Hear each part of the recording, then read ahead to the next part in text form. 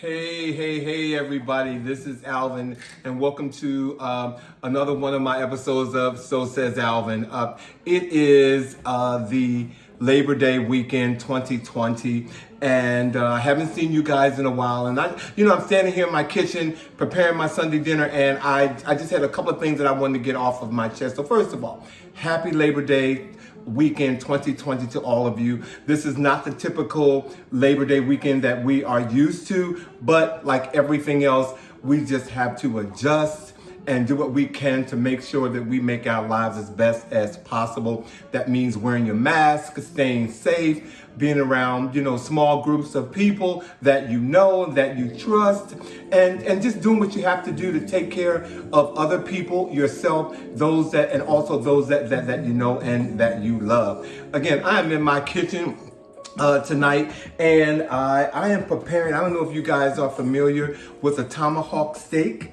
I am preparing a tomahawk steak tomorrow, so I am having to marinate it. I've been on YouTube and trying to find different ways to prepare it. I have never used a thermometer for meat, to cook my meat, but I'm going to do it this time, and I am just so excited about it. But while I was in the kitchen getting ready to prepare my dinner for tomorrow, I just got to talk to you guys about a couple of things that came up for me.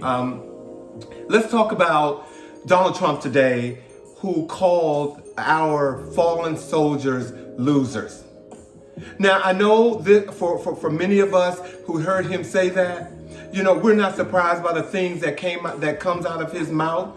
But this time, in addition to saying it publicly, he is saying that he didn't say it. The people in the White House are saying that he didn't say it. But we heard him say it, and it was probably one of the most arrogant and narcissistic things that this man could say, that I just thought was just so disrespectful to our fallen soldiers. But I'm going to give him some credit today for saying it, because not for what he said, but the fact that he said it so that the media could take the spotlight off of Nancy Pelosi and her not wearing a mask while going into a salon to get her hair done. The Republicans have said that Nancy Pelosi, was misleading the American people by going into a salon without wearing her mask. Now, I'm not going to get into all the details and all that about, what she should have, could have done and all this other kind of stuff, because, it happened. I'm not going to get into that. But what I am going to say is, we have a person who's running our country who doesn't give a darn about how COVID-19 is killing thousands and thousands of people in our country. He won't even give credit for that. He won't even take ownership and be a leader behind that. But it is so easy for him to go ahead and ridicule the Speaker of the House for not wearing a mask while she's getting her hair done.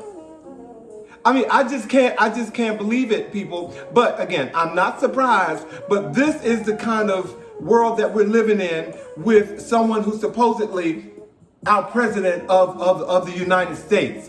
So I'm going to end all of this for him on one note with a line that I've gotten from one of my favorite movies, and that is, Molly, you're in danger now, girl. Okay? Don't think that he's not, ladies and gentlemen. He is. He is. And for those of you who haven't done it, stay the course. Register to vote, and we'll talk about that, because we got to get him out of there, because he is nothing but just a fraud. And while we're on the subject of fraud, I'm in my kitchen and something else just came over me today. Let's talk about Miss Jessica Krug. She is the Associate Professor of African American History at the George Washington University here in D.C. Whoa. Okay. Miss Krug, who happens to be white, is pretending to be black. And so you probably say, okay, Alvin, so what? Well, this woman has gone on to write dissertations and write books and write essays about being black from a black experience. Like, she's the black person experiencing this. She's written books, like I said, in 2018. She wrote a book called Fugitive Modern Nights, where it talked about, Kissama Angola and how she was raised by her grandparents who were black, who raised her, and she wrote stories about it, like it was her. I am personally offended by the fact that she did that and built her career on being a phony, a black person. Now, in the news, they're talking about they're talking about mental illness. I'm not going to make a joke or say anything negative about mental illness, because I do know that mental illness is real.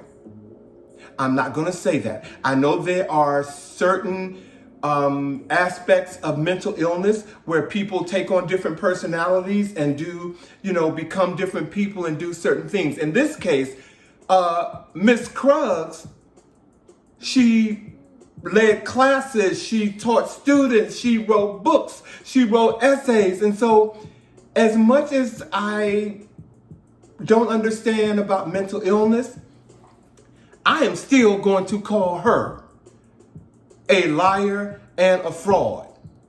And while I'm sitting here in my kitchen preparing my dinner, beating this meat and prepare for tomorrow. When I say beating the meat, I'm talking about, using tenderizer and using lean Perrin to marinate this meat for tomorrow. I am just stunned by the fact that she would say something or she would do this, and the word mental illness just keeps creeping up. Again, for her, I'm going to give you the same line. Molly, I think you're in danger, girl.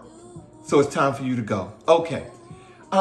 You all are seeing this shirt here. I got this shirt actually right after George Floyd was killed by a police officer. And if you can see it closely, in these letters, it has the names of different people who have been killed under police brutality.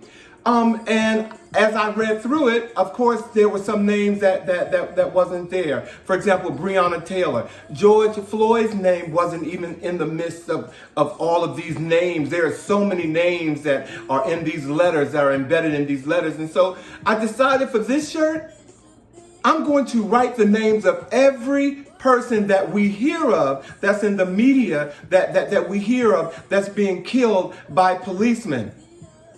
How they're just being killed or slaughtered. I mean, one person, well, of course we know Jacob Blake that was killed, that was shot 7 times. Thank God he's living.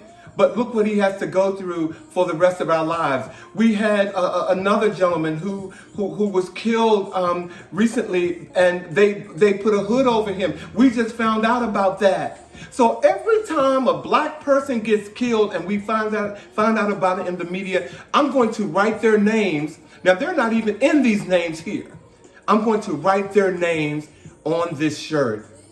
And I'm going to keep this shirt. I have this shirt on tonight to show you, but I'm not wearing this shirt because I don't want to wash it. I just want to go ahead and write the names of anyone who gets killed by a police officer, and justice is not served. I'm going to write their names on here. So look, I'm going to go now because I need to finish, getting my dinner prepared for tomorrow. But thank you for listening to me on My Soul Says Alvin. I just had to stop and talk to you guys, while I was in my kitchen cooking, like I said. A couple of things before I go, please register to vote.